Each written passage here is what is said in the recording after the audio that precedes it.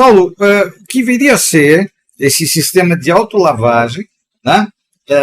No caso da condensada da evaporadora, né? Isso. Que é o que vai dentro do sistema. Certo? Evaporador, com certeza. Como é que é feita essa autolimpeza que lhe concedeu esse selo aqui?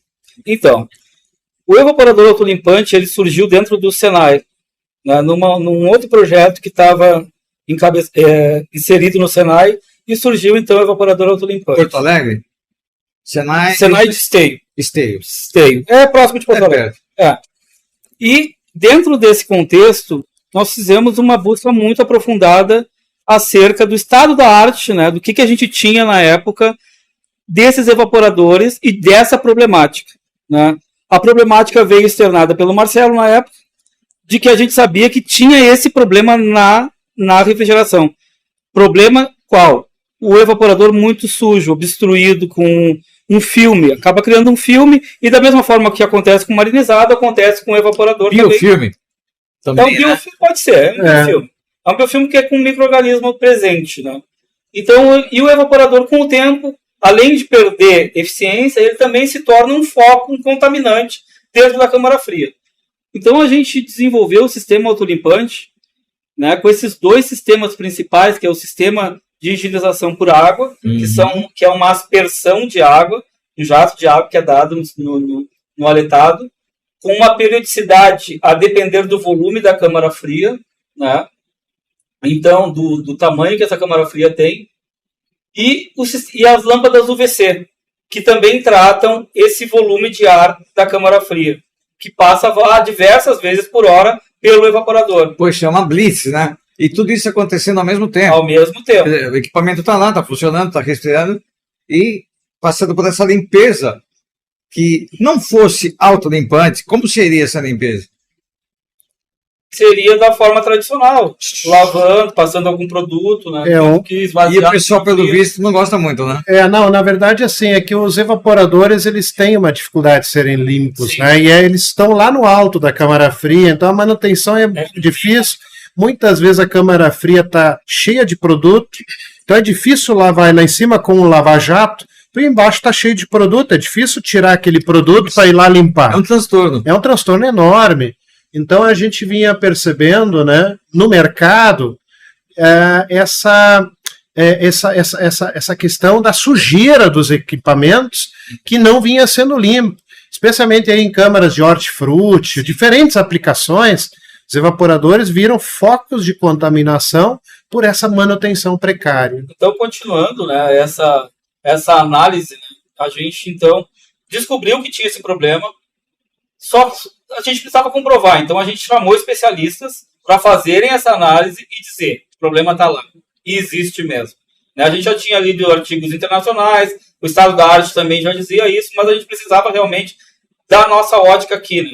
E a nossa ótica acusou isso também. Então, começamos a trabalhar em cima do desenvolvimento. De lá para cá, passaram-se 3 anos, né, até a gente chegar no produto que hoje ganhou o selo de inovação da feira. Né? Então, foi um caminho bem árduo para nós, mas falando diretamente do produto, que a gente fala aqui, são 2 sistemas. E a gente está esquecendo de falar uma coisa bastante importante: como se controlam esses sistemas.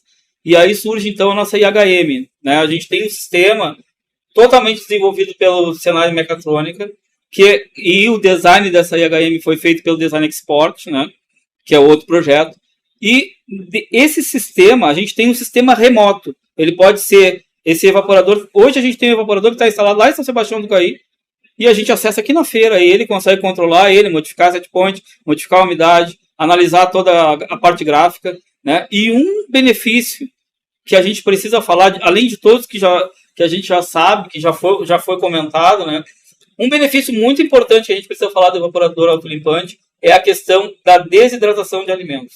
Nós fizemos experimentos conduzidos como tem que ser mesmo, e a análise que a gente fez foi uma análise comparativa entre um evaporador atuando de modo tradicional, ou seja, sem sistema nenhum, e um evaporador atuando com o nosso sistema autolimpante, com a água fornecendo a umidificação do ar, não da câmara fria, mas do ar da câmara fria. Então a gente elevava a umidade da câmara fria né? E a gente comparou isso. Em termos percentuais, sintetizando, a gente teve para morango, foi o pior caso analisado, e morango a gente teve 41% de perda de peso em 6 dias com o evaporador tradicional. E o nosso evaporador dando os jatos de água, lá no, né, aumentando a umidade relativa do ar, a gente baixou isso para 13%, morango.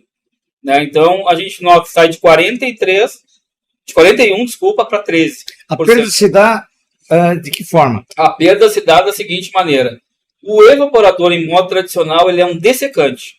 Então, o que acontece? Toda vez que o ar passa pelo aletado, ele passa pelo aletado, o ar continua, mas a umidade presente nesse ar é retida, tanto que a gente tem condensação. Né? Sai água, se pegar um ar-condicionado comum, sai água dele com o tempo, porque ele está tirando essa umidade. Né? Esse ar percentual menor de umidade percorre a câmara fria. Tudo que ele passa, como ele tem a umidade menor, a umidade relativa dele é menor, ele puxa essa umidade para si. Então, se ele está passando pelo morango, que tem uma umidade mais elevada, ele vai remover a umidade do morango. E isso ficou comprovado na experimentação. Ficou muito saliente.